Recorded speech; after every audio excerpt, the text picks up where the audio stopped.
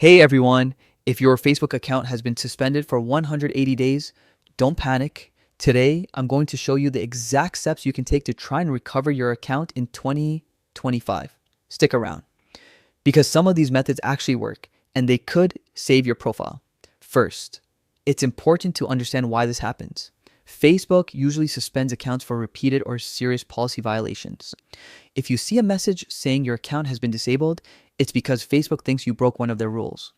But even if you didn't, there's still a chance to get your account back. Start by opening your browser on your phone or computer and searching for the Facebook Help Center. Click the first link that appears, then use the search bar to type in Facebook disabled.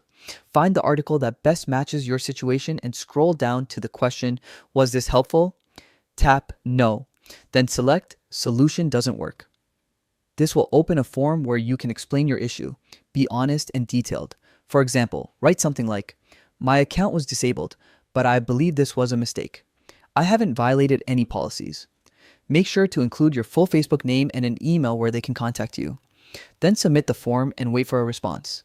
Next, you can try the Facebook feedback form. Search for it on Google, click the link that lets you provide feedback, choose login issues, and describe your problem just like before.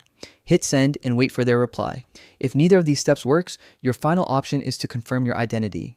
Search Facebook Confirm Identity in your browser, click the result to upload an ID, and follow the instructions carefully.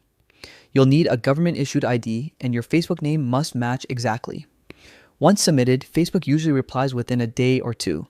Remember, there's no 100% guarantee, but following these steps gives you the best shot at recovering your account.